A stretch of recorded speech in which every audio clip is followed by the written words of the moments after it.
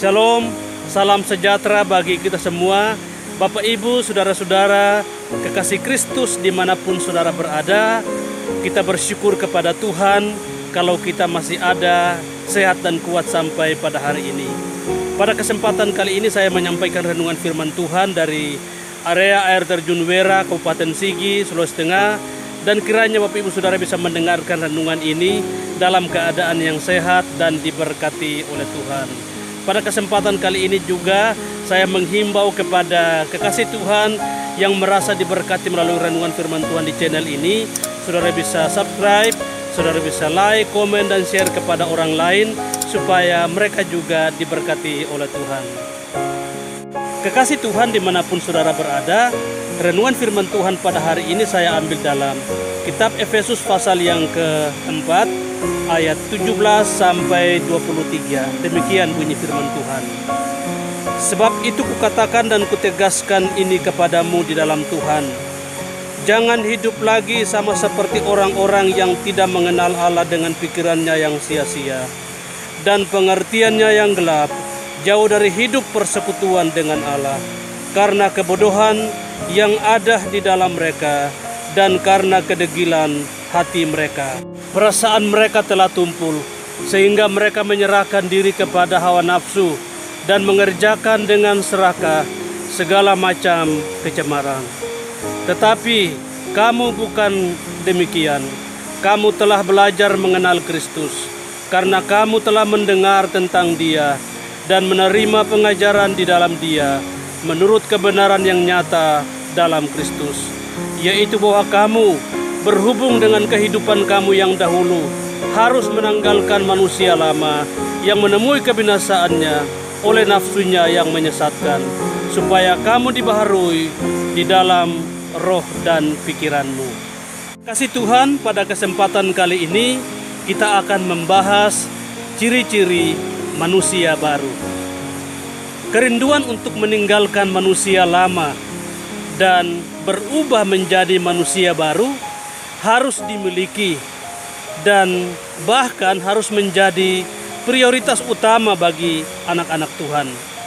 Menjadi Kristen atau pengikut Kristus berarti siap meninggalkan manusia lama, karena tidak mungkin orang sebagai pengikut Kristus atau menjadi pengikut Kristus tetapi tetap mempertahankan manusia lamanya.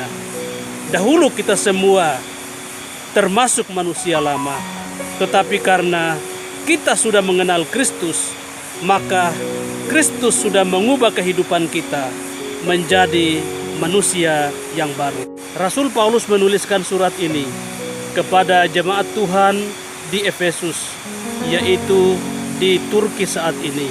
Dia mengatakan bahwa dia selalu ingat akan orang percaya di Efesus. Dalam doanya, dia selalu berdoa bagi jemaat Tuhan di Efesus, supaya Tuhan memberi roh hikmat dan wahyu kepada jemaat Tuhan di sana, supaya bisa mengenal Tuhan dengan benar. Kekasih Tuhan, jika seseorang dikatakan sudah menjadi manusia baru, apa ciri-cirinya? Itu yang kita akan pelajari pada kesempatan kali ini. Ciri yang pertama, selalu hidup dalam persekutuan dengan Tuhan. Dalam ayat yang ke-17 dan 18, Paulus tegaskan kepada jemaat di Efesus bahwa jangan hidup sama seperti orang yang tidak mengenal Allah. Orang yang tidak mengenal Allah, pikirannya sia-sia, pengertiannya gelap, dan jauh dari Tuhan. Manusia baru yang sudah mengenal Kristus harus hidup dalam persekutuan dengan Allah di dalam Kristus Yesus Tuhan kita. Ciri manusia baru yang kedua adalah selalu mengatakan sesuatu yang benar. Dalam ayat yang ke-25 dan 29 dijelaskan bahwa orang yang sudah di dalam Kristus tidak boleh berdusta. Karena itu, buanglah dusta dan berkatalah benar seorang kepada yang lain. Jangan ada perkataan kotor keluar dari mulutmu, tetapi pakailah perkataan yang baik untuk membangun supaya orang yang mendengarnya beroleh kasih karunia. Dan yang ketiga, ciri manusia baru yang ketiga adalah selalu melakukan pekerjaan yang baik. Dalam Efesus 4 ayat 28, orang yang mencuri, janganlah ia mencuri lagi, tetapi baiklah ia bekerja keras dan melakukan pekerjaan yang baik dengan tangannya sendiri, supaya ia dapat membagikan sesuatu kepada orang yang berkekurangan. Melakukan pekerjaan atau hal-hal yang baik adalah ciri manusia baru di dalam Kristus. Ciri manusia baru yang keempat adalah selalu ramah dengan orang lain. Dalam ayat 31 dan 32 dijelaskan bahwa segala kepahitan, kegeraman, kemarahan, pertikaian dan fitnah hendaklah dibuang di antara kamu. Demikian pula segala kejahatan. Tetapi hendaklah kamu ramah seorang terhadap yang lain, penuh kasih mesra dan saling mengampuni, sebagaimana Allah di dalam Kristus telah mengampuni kamu. Jemaat yang diberkati oleh Tuhan Yesus Kristus, dalam tulisan Rasul Paulus yang lain, dia menuliskan surat kepada jemaat Tuhan di kota Korintus, yaitu di Yunani saat ini. Paulus mengajarkan tentang kasih.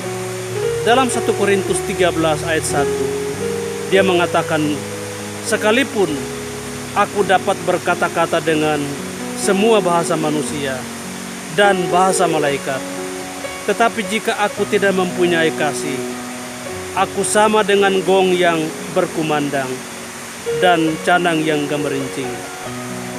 Dan selanjutnya dia berkata, kasih itu sabar, kasih itu murah hati, tidak memegahkan diri, tidak sombong, tidak pemarah, tidak menyimpan kesalahan orang lain, dan seterusnya. Paulus menghidupi ajaran-ajaran Kristus, dan itu dia sampaikan dalam tulisannya, agar orang percaya sebagai manusia baru harus menghidupi semua ajaran-ajaran Kristus. Kekasih Tuhan, bersyukurlah kepada Tuhan jika kita sudah menjadi manusia baru. Yang lama sudah berlalu, sesungguhnya yang baru sudah datang. Doa saya kiranya Tuhan Yesus Kristus senantiasa menuntun dan menyertai kehidupan kita, memberikan segala yang terbaik dalam kehidupan kita. Salam dari Wera Sigi Sulawesi Tengah. Shalom.